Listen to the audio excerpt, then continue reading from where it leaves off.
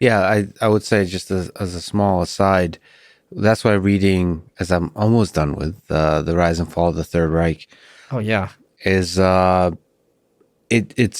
refreshes the resets the palette of your understanding of what is good and evil in the world. yeah, That I think is really useful now. Like, what helps me be really positive and almost naive on Twitter and in the world is by just studying history yeah. and comparing it to how amazing things are today. But in that time, what would you do? What does a brave mind do? And not just acts of bravery, but how do you be effective in that? And that's something I often think about. It's sometimes easy to be an activist uh, in terms of just saying stuff. It's hard to be effective at your activism. One of the big questions historians have constantly is how did this happen? A, to make sure it doesn't happen again, but this is Germany.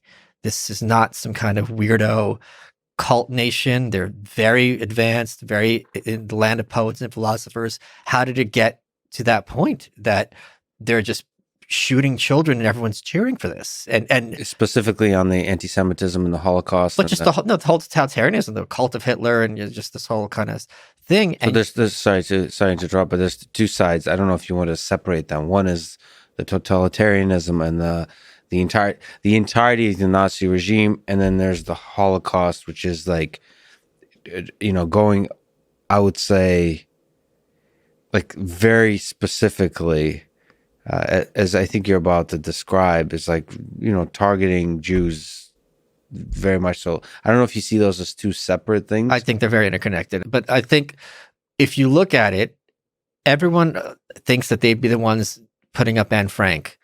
But if you look at the numbers, they'd be the ones calling the Right. Stasi on her, or whoever the people were at the time, and not the Stasi, obviously, and patting themselves in the back for it. So sorry to pause on that. That's a really important thing.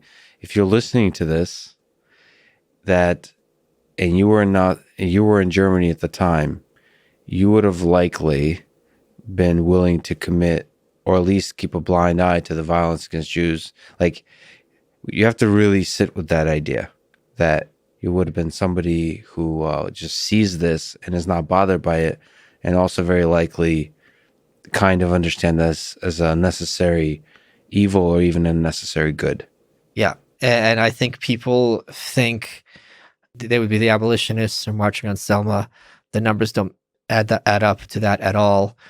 And I think the question would be like, what social? My friend was on Tinder. My friend Matt, who's a great dude, and the question was, "What's the most controversial opinion you have?" This is in New York, and the girl wrote, "I hate Trump." And what people perceive themselves as being courageous in saying and doing, and what is the actual social costs of you saying or doing this, are two very disconnected things. And we're also trained by corporate media to have completely vapid, uninteresting, banal ideas, and yet regard ourselves as revolutionaries. There are people who still in New York will take pride because they have a gay friend. And it's like, first of all, who cares? But second of all, you are not a hero. And that person's not your prop, by the way. That's another big problem.